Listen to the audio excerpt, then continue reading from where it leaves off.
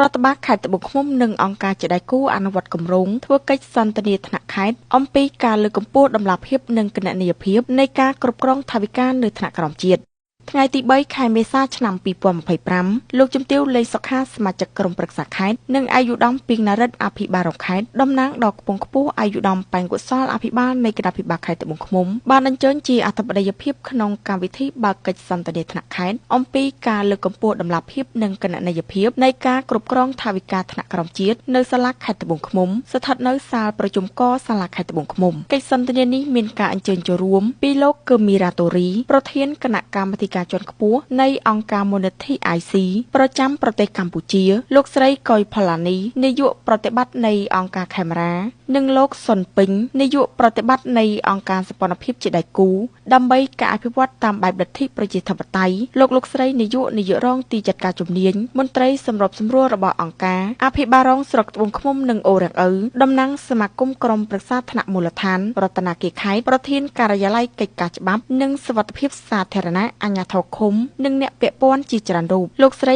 កុយផល្លានីនាយិកាអង្គការខេមរាបានមានប្រសាសន៍ស្វាគមន៍និងបានលើកឡើងថាដោយមានការគាំទ្រពីរដ្ឋបាលខេត្តត្បូងឃ្មុំនិងក្រុមជំនួយថវិការបស់អង្គការមូលនិធិ IC អង្គការខេមរានិងអង្គការ CPDD បានរៀបចំវេទិកាកិច្ចសន្ទនាថ្នាក់ខេត្តនេះឡើងដើម្បីពិនិត្យពិភាក្សាលើសមិទ្ធផលនៃការអនុវត្តគម្រោងលើកកម្ពស់តម្លាភាពគណនេយ្យភាពនៃការគ្រប់គ្រងថវិការដ្ឋបាលថ្នាក់ក្រោមជាតិដែលបានអនុវត្តនៅក្នុងឃុំចំនួន12របស់ស្រុកត្បូងឃ្មុំនិងស្រុកអូរ៉ាំងឪចាប់ពីថ្ងៃទី1ខែមិនិនាឆ្នាំ2024រហូតដល់បច្ចុប្បន្នជាមួយគ្នានោះលោកកឹមមីរ៉ាតូរីប្រធានកម្មវិធីជាន់ខ្ពស់នៃអង្គការមូលនិធិ IC ប្រចាំប្រទេសកម្ពុជាបានថ្លែងថាគម្រោងនេះមានរយៈពេល5ឆ្នាំគឺចាប់ពីឆ្នាំ2000ដល់ឆ្នាំ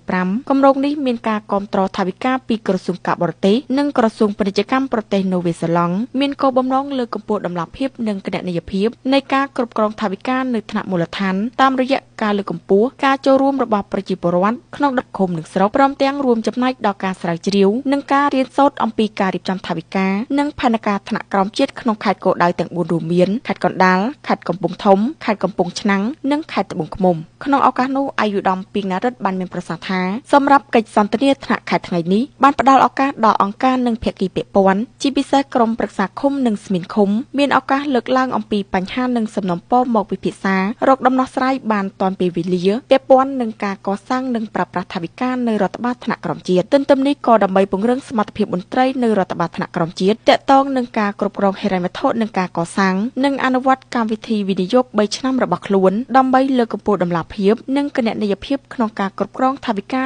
នៅថ្នាក់ក្រោមជាតិផងដែរតាមរយៈកិច្ចសន្ទនាពេញមួយថ្ងៃលោកសុនពេញនាយកប្រតិបត្តិនៃអង្គការសម្ព័ន្ធភាពជាដៃគូដើម្បីការអភិវឌ្ឍតាមបែបប្រជាធិបតេយ្យបានលើកឡើងថាកិច្ចសន្ទនានាពេលនេះគឺជាការពិគ្រោះយោបល់និងការបង្កើតការសម្រេចចិត្តការបដិញ្ញាចិត្តរួមគ្នាដើម្បីធ្វើឲ្យមានភាពប្រសើរឡើងនៅប្រសិទ្ធភាពតម្លាភាពនិងគណនេយ្យភាពក្នុងការគ្រប់គ្រងថវិកាថ្នាក់ក្រោមជាតិដោយបានឆ្លុះបញ្ចាំងលទ្ធផលសម្រេចបានបញ្ហាប្រឈមដំណោះស្រាយការរៀនសូត្រនិងការបដិញ្ញាចិត្តបន្តរបស់រដ្ឋបាលថ្នាក់ក្រោមជាតិក្នុងការគ្រប់គ្រងថវិកាស្របតាមបច្ចេកទេសក្នុងការរៀបចំនិងកិច្ចសម្របសម្រួលទៅតាមលិខិតបទដ្ឋានគតិយុត្តដែលមានជាធរមានក្នុងឱកាសបិទលោកជំទាវលេងសុខាសមាជិកក្រុមប្រឹក្សាខេត្តបានថ្លែងថាជាលទ្ធផលនៃកិច្ចសន្ទនាថ្នាក់ខេត្តនេះនឹងត្រូវបានចងក្រងនិងផ្សព្វផ្សាយជាសាធារណៈហើយបន្តពង្រឹងយន្តការតាមដានត្រួតពិនិត្យនិងវិតម្លៃក្នុងការអនុវត្តនិងបដិញ្ញាចិត្តទៅលើខ្លឹមសារទាំងឡាយដែលជាអនុសាសន៍ក្នុងការកែលម្អហើយការចែករំលែកនៅការអនុវត្តល្អនិងអនុសាសន៍ដែលបានលើកឡើង